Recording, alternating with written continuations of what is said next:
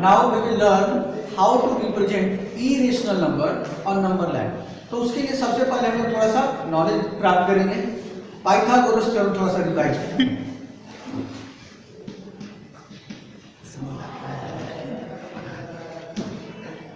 इसमें क्या कहता है कि x square is equal to p square plus b square, है ना। यानी कि h will be equal to square root of p square plus b square. अगर हमको रूट 2 रिप्रेजेंट करना है, यानी यहाँ परपेंडिकुलर और बेस का सम, उसका स्क्वायर का सम 2 आना चाहिए। यानी कि यहाँ 2 लाने के लिए हम क्या कर सकते हैं, 2 को स्प्लिट कर सकते हैं 1 और 1 में, 2 को स्प्लिट कर सकते हैं 1 और 1 में। यदि हम रफ स्केच ड्रॉ करें 1 square plus 1 square is equal to root 2, yes or not. तो हमारा परपेंडिकुलर कितना मिला 1 यूनिट और बेस 1 यूनिट। तो हम लोग चलते हैं,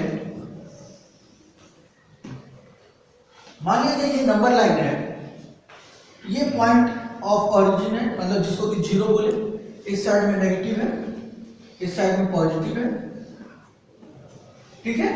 अब हम क्या है, परपेंडिकुलर 1 यूनिट और बेस भी 1 यूनिट। तो यदि बेस हमारा ये 1 यूनिट हम एज्यूम करते हैं, यानी इस पॉइंट से इस पॉइंट का डिस्टेंस 1 यूनिट है, तो हमें परपेंडिकुलर यानी क्या बनाना है 90 डिग्री एंगल। तो यहां से आप आर्क लेंगे,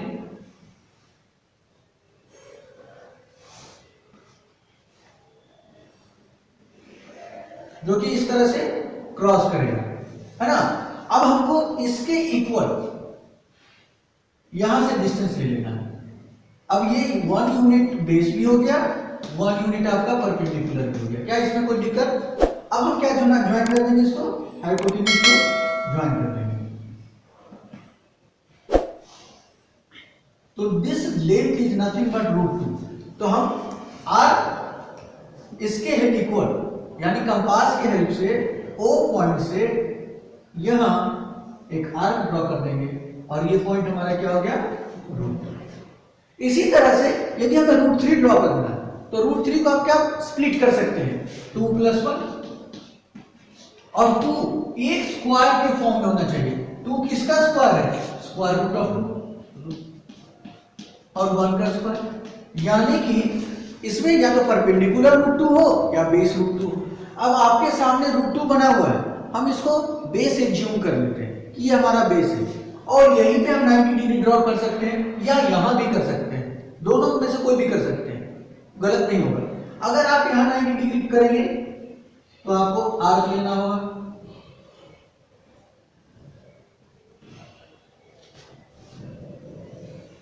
और ये 90 डिग्री की चलेगा। अब कितना है, 1 यूनिट का अपना परपेंडिकुलर है 1 यूनिट। तो यहां के इक्वल, और अब ये देखिए ये जो ट्रायंगल बनेगा, अगर इसका नाम रख दें OAB, अब ये पॉइंट C आ गया हमारे पास। अब इसको ज्वाइन कर देंगे, तो OC का जो लेंथ होगा वो रूट 3 के इक्वल होगा। क्यों होगा, perpendicular is 1 unit and base is root 2, दोनों का स्क्वायर का सम रूट 3 के इक्वल होगा। उसी तरह से यदि हमको रूट 7 करना हो, तो हम क्या करेंगे, 7 को लिख सकते हैं 4 + 3, यस और नो। हम लोग 4 + 3 5 + 2 भी लिख सकते हैं, लेकिन ना 5 परफेक्ट स्क्वायर है ना 2 परफेक्ट स्क्वायर है। हम लोग ऐसा करेंगे जिसमें हमारा काम कम से कम करना हो। तो 4 एक परफेक्ट स्क्वायर है, तो क्या हम लिख सकते हैं root 3 whole square plus 2 whole square is equal to root 7। क्या सही है? तो हम लोग या तो रूट 3 पे 2 यूनिट का परपेंडिकुलर ड्रॉ कर दें, आपको रूट 7 मिल जाएगा। इसी तरह से अगर जो 5 करना होगा तो क्या होगा, बेस 2 यूनिट और परपेंडिकुलर 1 यूनिट। क्या क्लियर है सभी को? अभी हम लोग सीखेंगे कि जो पॉइंट्स में होता है, जो डेसिमल्स में होता है, अब हम लोग समझेंगे कोई ऐसा डेसिमल जो कि रूट में है, उसको नंबर लाइन पे रिप्रेजेंट करना है। तो एक कॉमन जो कंसेप्ट है उसको समझते जाइएगा। कोई भी डिस्टेंस होगा अपने आप हम इसको एज्यूम कर लेते हैं कि हमारा डिस्टेंस x है, यानी रूट x 9.8 हो 5.4 हो, उसे मैटर नहीं है, ठीक है, सब कुछ रूट x के अंदर आ जाएगा। हमें एक डिस्टेंस लेना है, किसके equal, AB should be equal to the x length, मतलब कोई ऐसा रूट जो कि डेसिमल फॉर्म में आता है। आपके बुक में है 9.8, 8.9, 6.3, तो हम लोग एक कंसेप्ट समझ लेते हैं जो कि कॉमन होगा सभी के लिए, है ना। तो सबसे पहले हम एक लाइन सेगमेंट ड्रॉ करेंगे। हमने नाम रख दिया है ए बी किसके इक्वल है, x।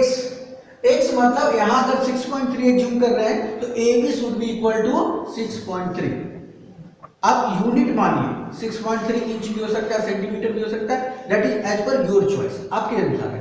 तो हम मान लिए ये कितना है 6.3, कोई दिक्कत।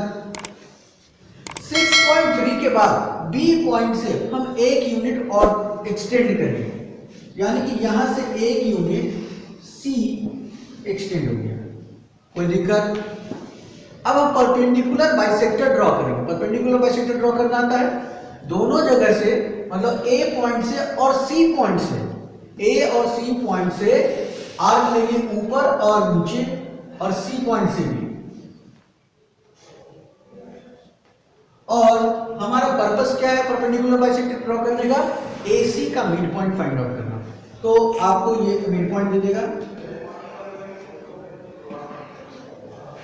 तो ये पॉइंट जो आ गया हमारा मिड पॉइंट आ गया, यानी OA is equal to OC, एक रेडियस के फॉर्म में आ गया।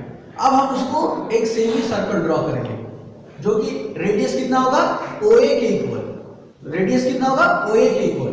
तो एक सेमी सर्कल O से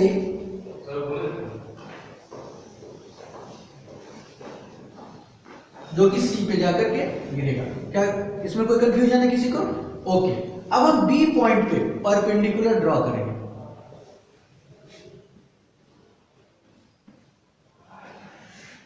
और ये जो लेंथ यहां कट रहा है, यही लेंथ आपका 6.3 है।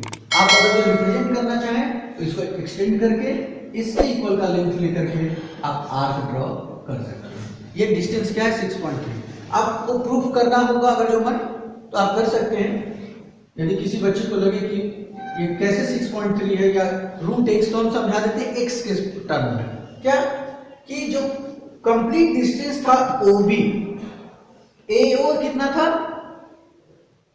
बताइए, x, यहां पूरा यहां तक x था, यहां तक क्या होगा x + 1, यानी कि जो हमारा रेडियस होगा उसका हाफ होगा, यानी कि O और इस पॉइंट को यदि हम नाम रख दें D, तो OD equal to how much, x + 1/2 होगा या नहीं।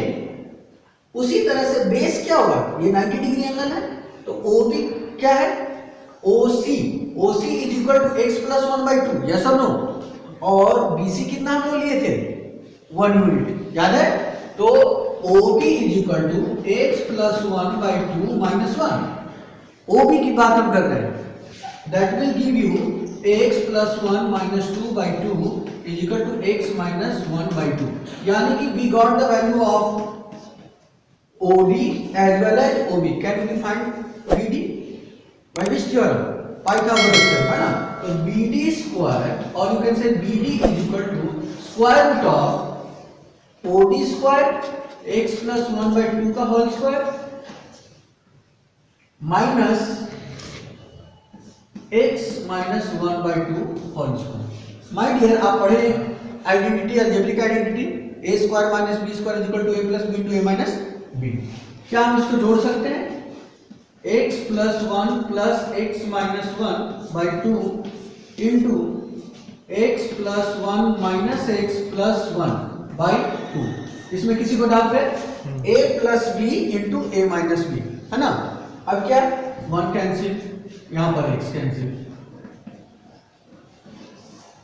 2x/2 into 1 + 1 हाउ मच 2/2, क्या वैल्यू आया।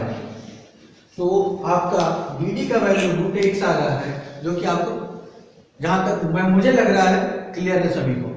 किसी को यदि डाउट है तो आप कमेंट सेक्शन में लिख सकते हैं, पूछ सकते हैं। ओके।